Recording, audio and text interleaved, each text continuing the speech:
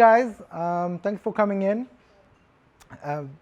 My name is Roy. I'm CTO at Panoply.io, which I'll tell you just a little bit about.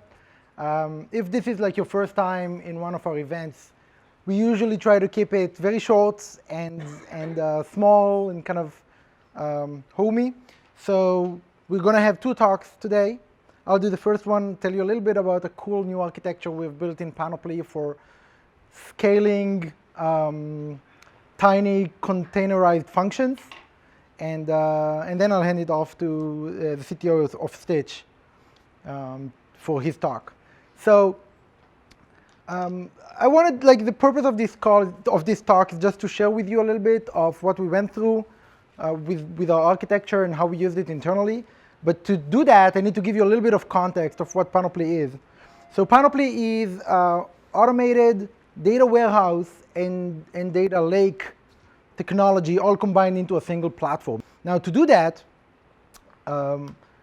we started out with a kind of like the simplest architecture that you see all the time everywhere, where basically we just have a couple of services. We started using, we built it with ECS, Amazon's container service. And basically we have all of these different, we started out with simple different services that we had to support, like the web UI and the APIs. We had a bunch of workers where most of the heavy lifting was taking place, like all of the data processing, analytical analysis. This is where really most of the brain of the platform is.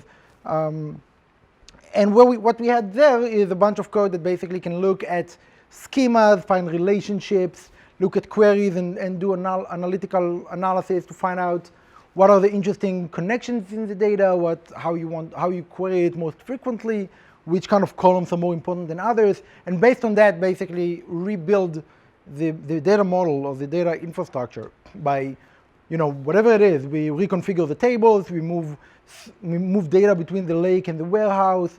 We do all of these things.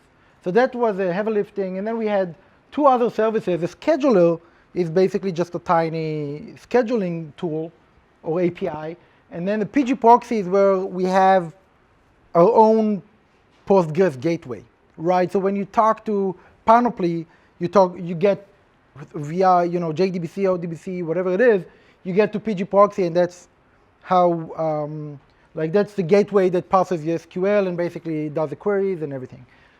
So it's kind of simple, and that's how we started, and it scaled perfectly for us in scale, like in size.